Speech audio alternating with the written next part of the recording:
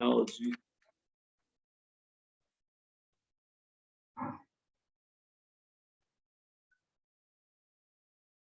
On the top of Yud, we discussed yesterday the second paragraph, Mavur B'Gemara.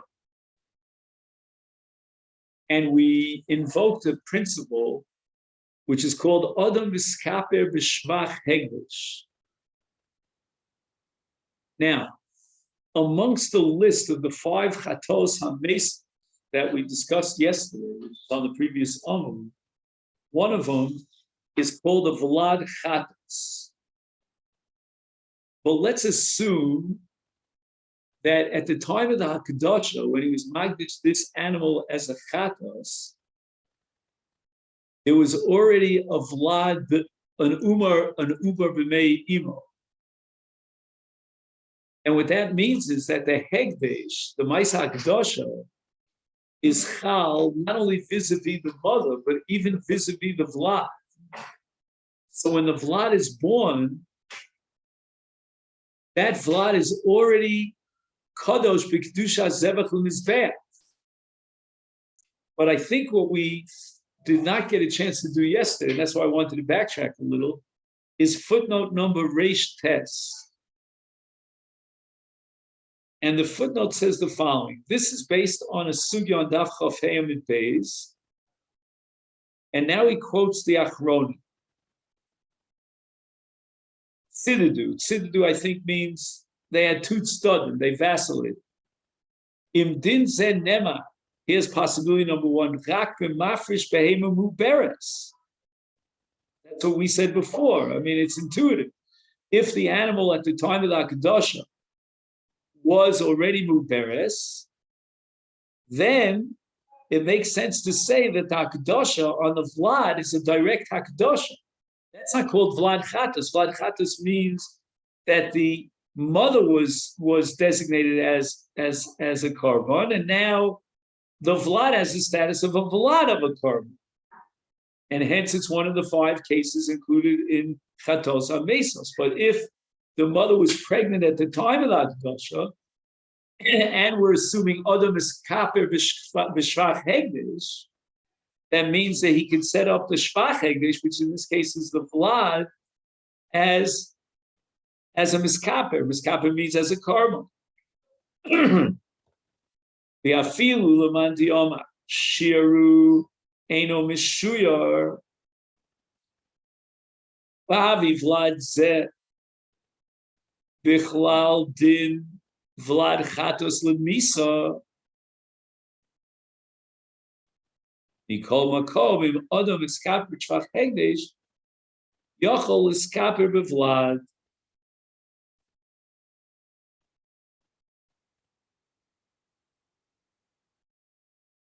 So he has a sugya here which we're not familiar with called Shiro, whether he's Mishuyar or it's not Mishuyar.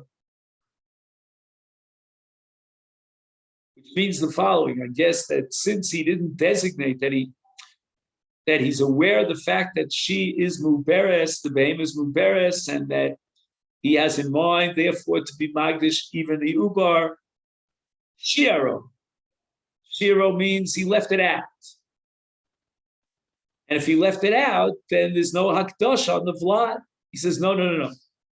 Even if you hold that Shiro, whether it's Mishuyar or ain't Mishuyar, nevertheless, in this case, because of the principle of Adam Iskaper B'Shvach Hegdish, then Shvach Hegdish itself lends itself to Kapara, and therefore the Hakdosha relates to the Vlad no less, or maybe a little bit less than it relates to the mother. But now we're not finished. Because what happens if he was mafresh the behema, and the behema at this point is not pregnant? The achakach nisab, after the akdosh nisab, then the divrei hakol of Vlad is a Vlad chatos, and therefore it's lemisa. Adam is kaper b'shvach hegdesh. Adam is kaper b'shvach hegdesh because there was akdosha on the shvach hegdesh, on the Vlad. However, he says, in the name of the Olas Shlomo,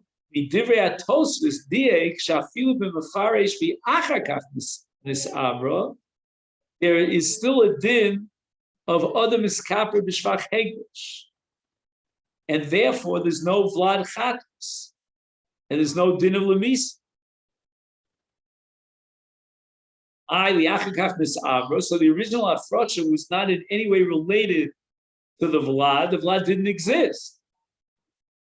How can you set up the Vlad as an independent and direct Hakdasha when the Vlad didn't exist at the moment of Hakdasha? So this diuk of the Ola Shlomo, based on a Tosfos, apparently is a broader definition of Adam Iskaper B'Shvach Hegdish, which means that any Shvach of Hegdish itself gets the din of Hegdish automatically. We don't need a Hakadosh. Again, he was only Magdish the mother. Now she becomes Muberes. So why do we say that Muberes, the Vlad over the Vlad becomes the same as why is it just Hektish? We can bring it as an oil? Correct. That's exactly what he's saying. According to this Diuk and Tosi, you can bring it as a carbon. And it's not a Vlad, and it's not a Vlad Chatos. Why? Because Adam is Kafir B'Shvach Hegdish, meaning it's almost like the Gemara says, Aroy Ashma. Let's say you come down and plant a seed in my garden.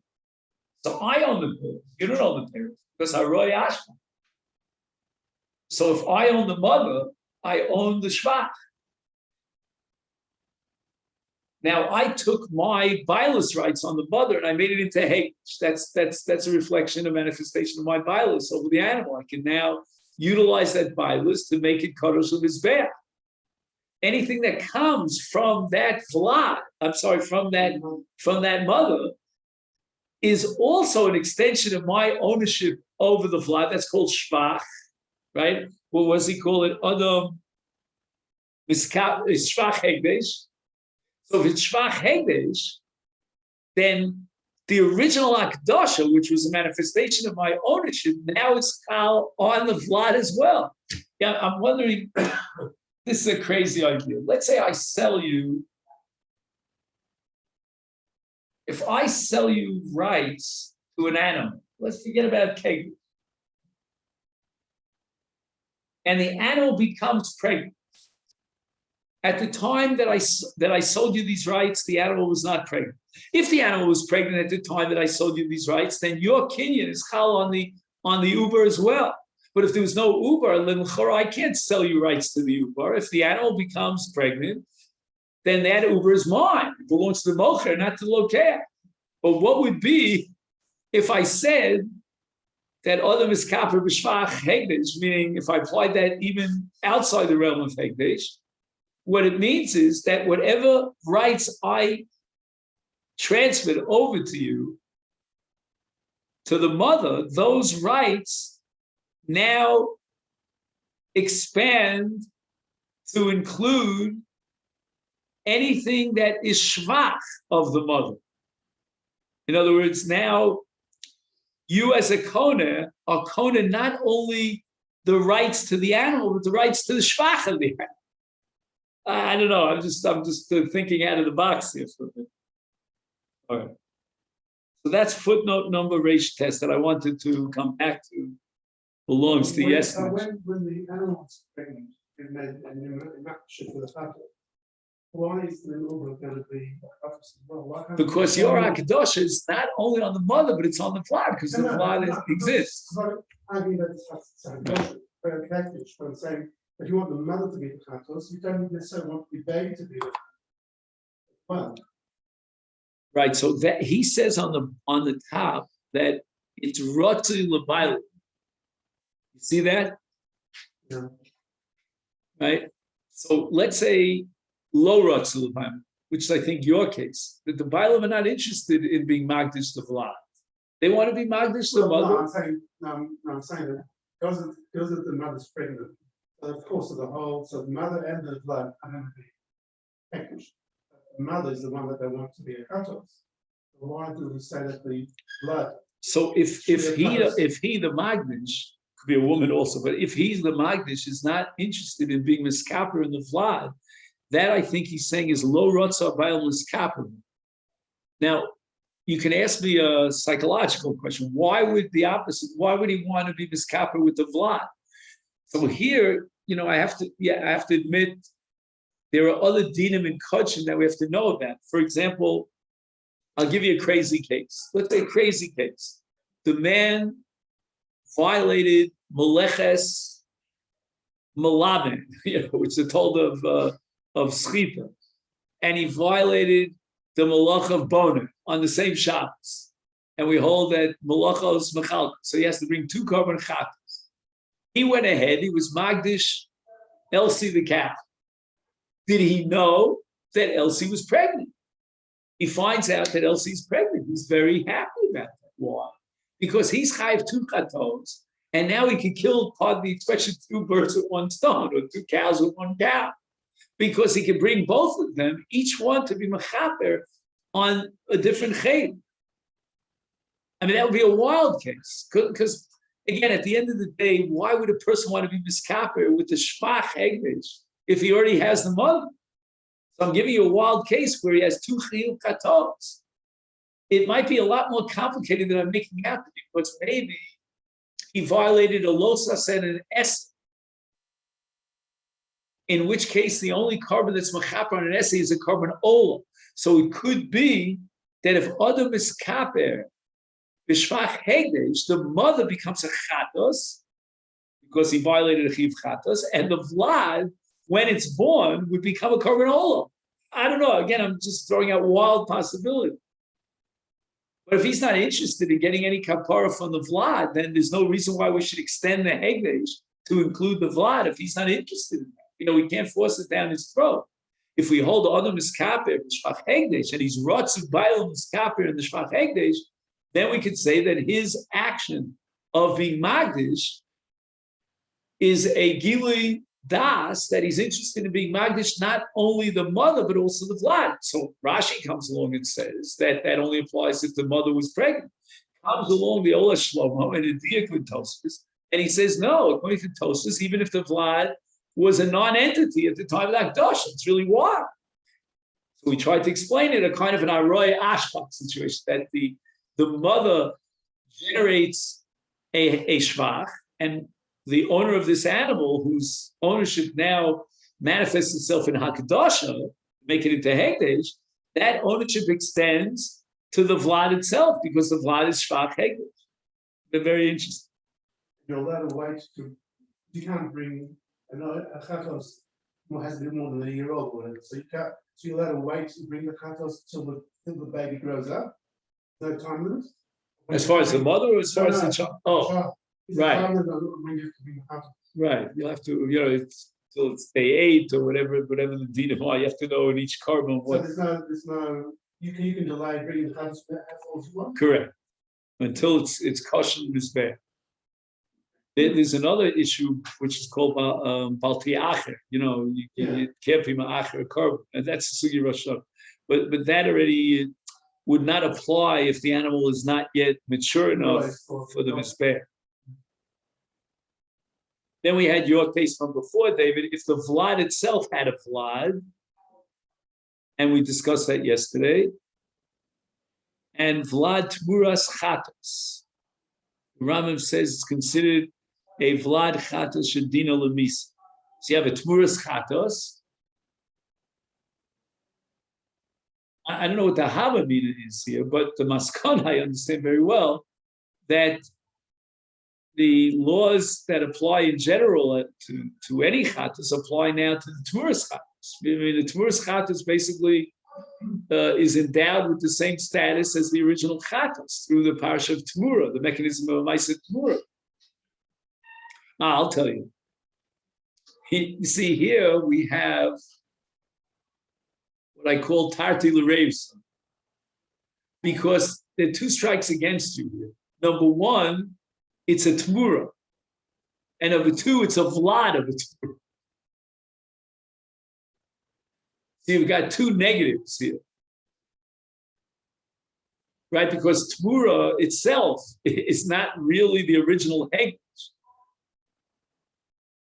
And let's go back to the 5 categories, right? We had Vlad Chatus, and then we had Tmuras Chatus. So it's interesting that Tmuras Chatus itself, unlike any other Tmura, is not identical to the original Chatus.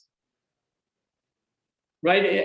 The rule of thumb that we've been operating with in Tmura, with maybe some exceptions, but as a general rule, is that the Tmura gets the same dinim as the original. I mean, he can't succeed in transferring, but and the exception now is in the case of Chat,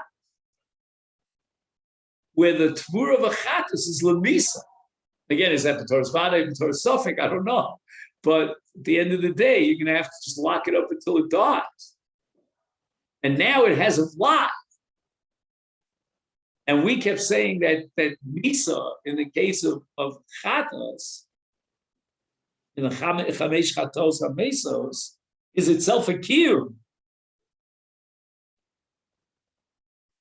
Excuse me. And that results from a certain level of Kedusha. That's not going to allow us to yirah, to allow, right, to let it become a balmum and subject to pidyon. See, you follow what I'm saying? A chatas hamesos, it's almost like on a higher level of hegdish than psulei hamukdashim, where we say yirah she'istoy. We're not going to allow you to avail yourself of that mechanism. But now you have a lot of a tmuras chatas. That's already one step removed. That's like vlad of a vlad. So I don't know if it gets the chumrah of misa. Well, we don't mention here that it's already pregnant at the time we made the tour or after. Oh, that's a good question. Let me think about that. So you have vlad of tmuras chatos. 1 second. So now asking, was it pregnant at the time that he did the Tmura, the Maisa Tmura?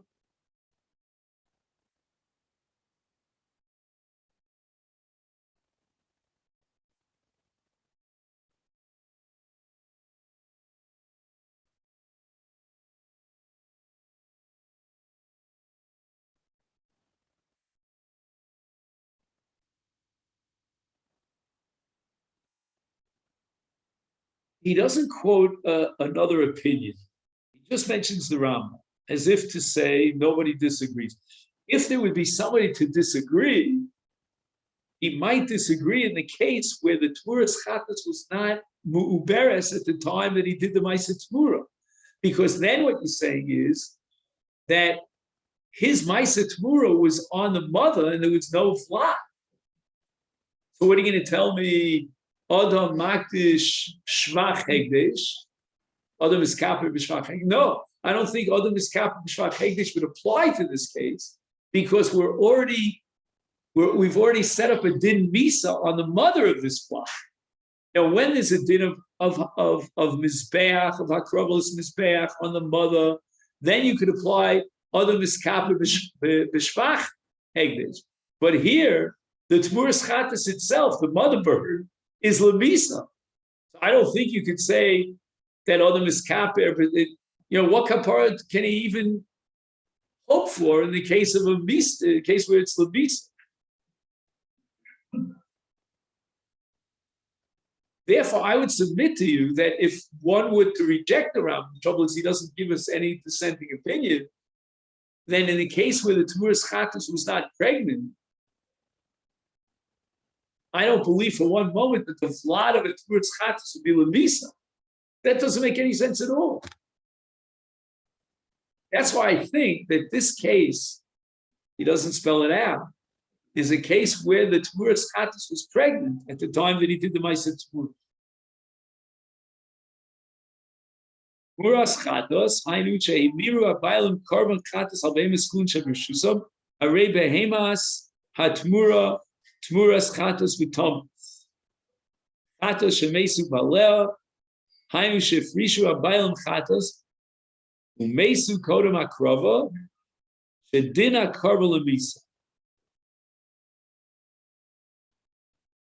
See, I just want to make one comment. There's something very interesting here. Let's say a man was mafresh a carbon shlom, and possibly even a carbon old, and then he died before they brought the carbon.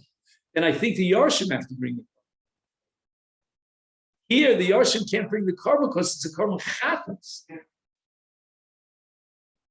And it could not, a carbon chatas is only meaningful because it generates a kapara for a chet, but you can't generate a kapara for a chet if the chote is already in the other world. That kind of still help him in the other world. Good question. I don't know. You're asking an excellent question. But Lamaisa, the bottom line is you can't bring a carbon chatas on behalf of the dead person.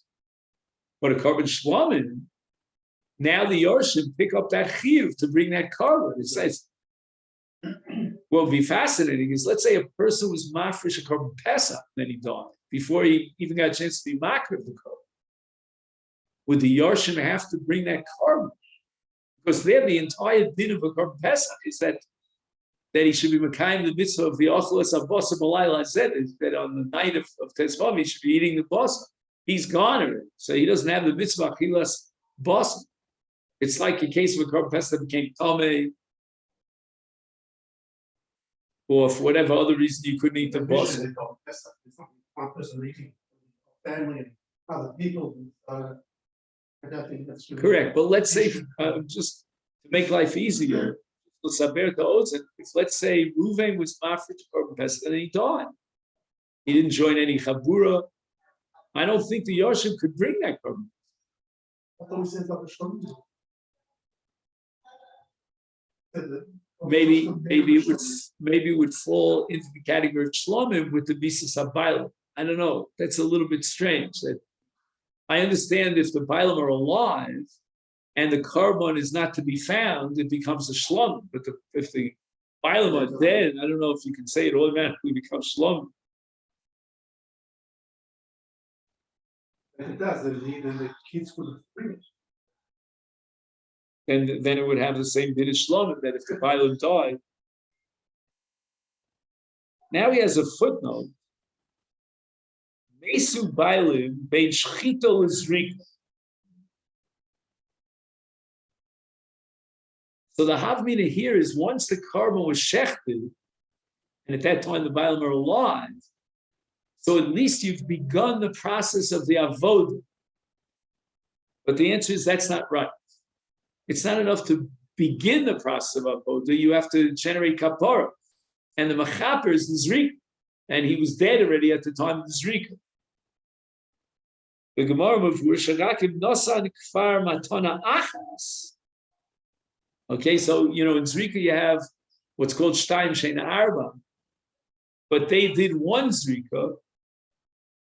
Umesu Bailu is then Yochel Litin Eshloshes Amatonos Liachar Misa. Aval Matana Rishona Eino Poel Liachar Misa. Okay, I wouldn't have said it exactly in that way, but the idea is clear. If there was no zrika, there's no kapara, there's no baylam because they died, then it's pointless. It's futile to go ahead and do a zrika. But if they started a zrika and they did one matana and matana achas makeves, which means that the kapara was already clinched with that first matana, then we go ahead and we're makriv the carbon. The only thing I'd like to know here is whether or not they would do the other zrikas after the death of the baylam. He says, Yochel litein eshloshes amatonos liachar misa. You see that?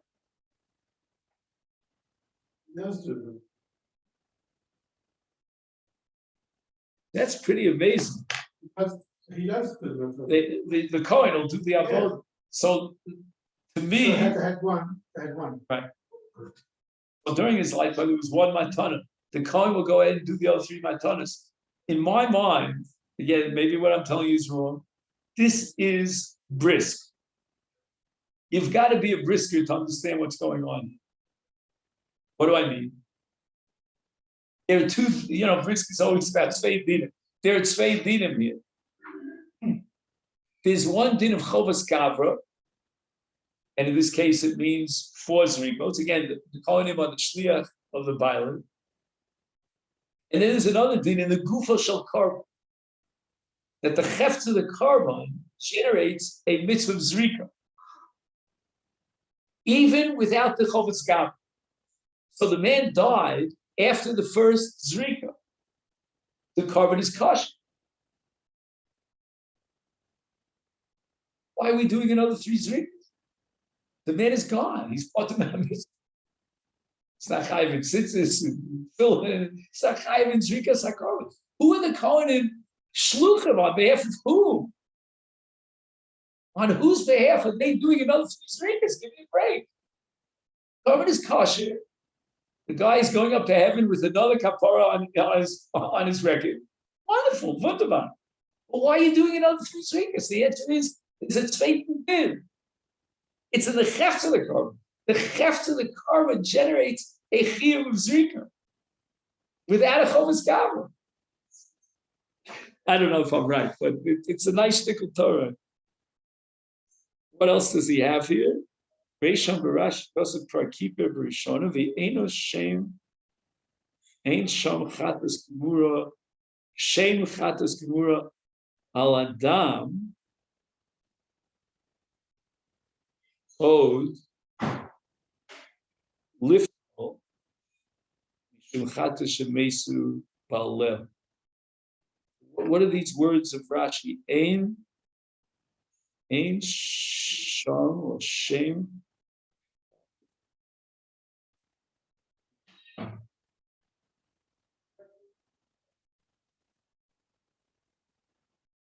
Once again, if you ask me, and you're going to laugh at me, I think this is my shtickle Torah here.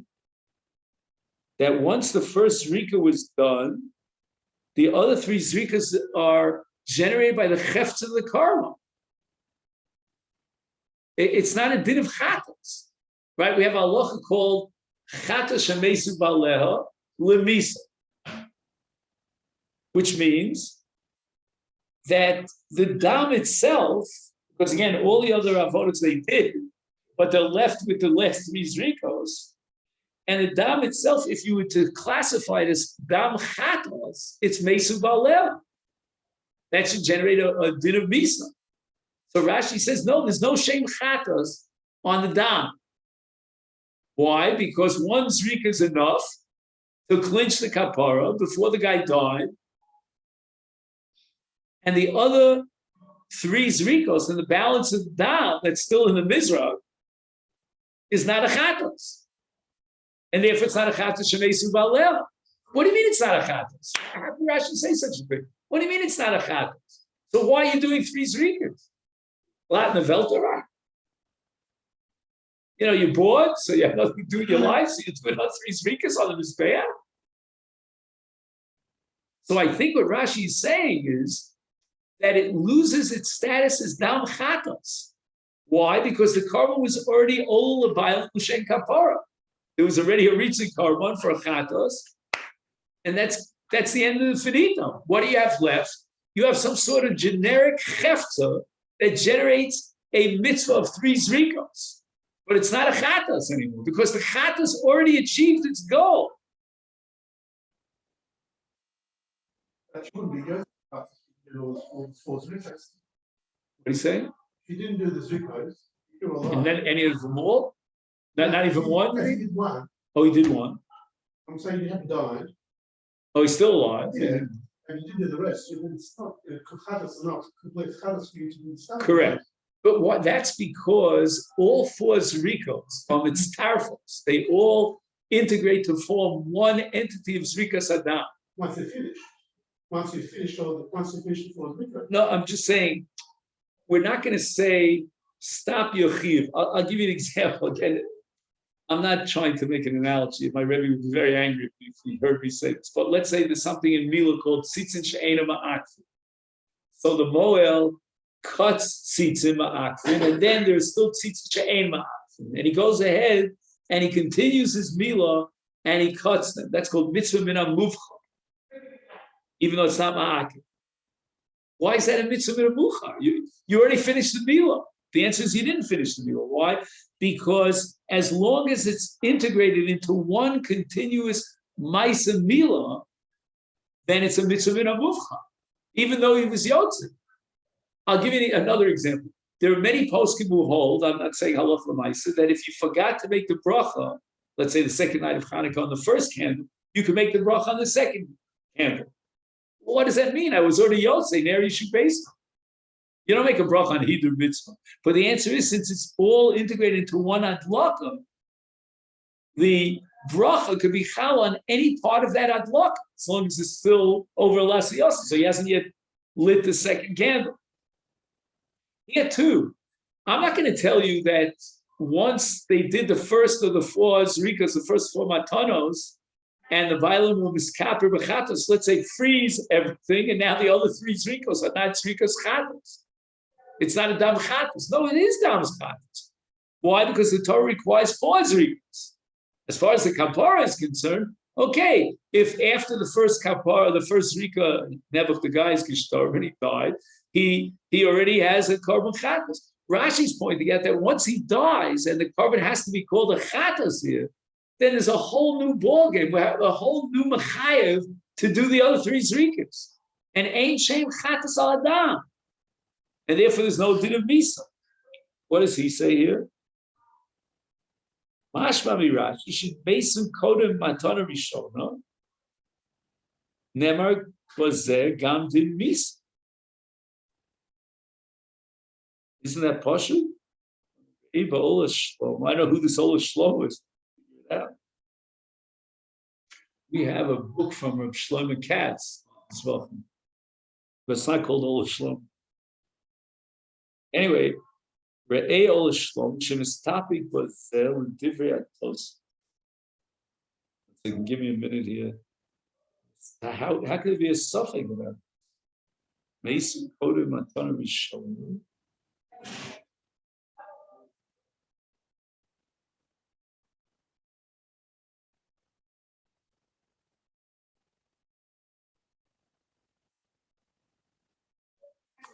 Give me a second of this.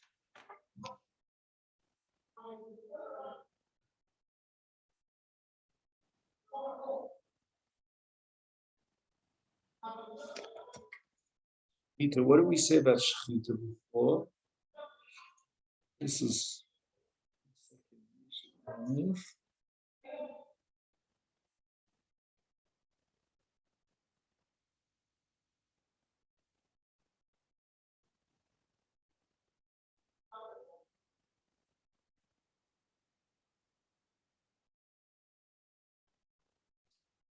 Filu Mesu Baalim Ben Shechita Lizrika. So therefore, there was no zrika. So certainly it's mesu baleh. So what does he mean here in mesu kodem atana rishona? Never been saying some not both in this topic. What does that mean? We're missing some piece of information here. There's no room for a suffix. There was no zrika at all. If there's no zrika at all, that's exactly the case of Atos HaMitzvah, because Mesu Balel. Either we're missing something or it's not written properly.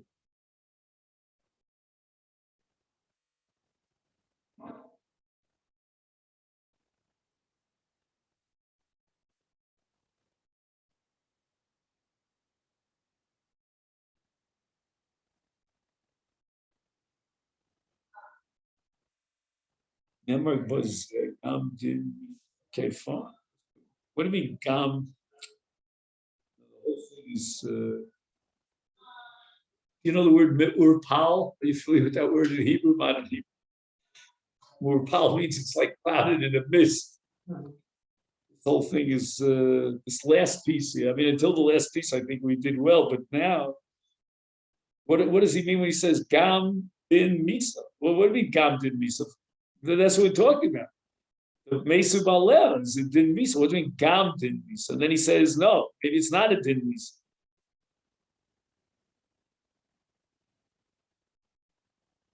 You know What I just don't know if he tells you who the Ola Shlomo is at the beginning, in his introduction, because he seems to be very he's a Talmud here, the Ola Shlomo. The Ola Shlomo. It's Rabbi.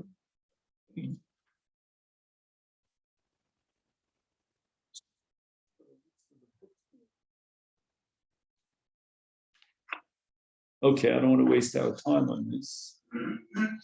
Usually in the Masifta, they have at the beginning a list of all the Sfarim that they're going to use.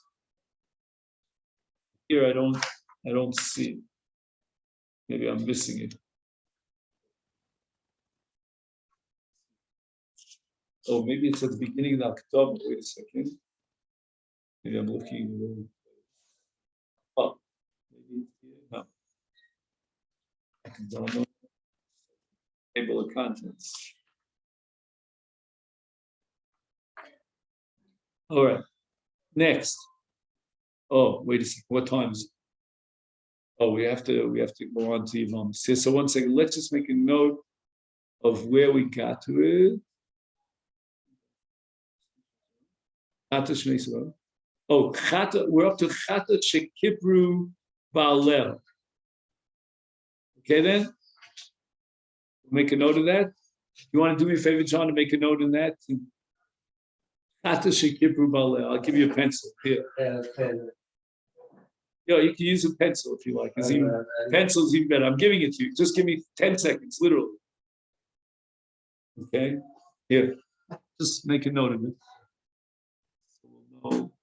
Because that's part of the challenge, is to remember where we're up to.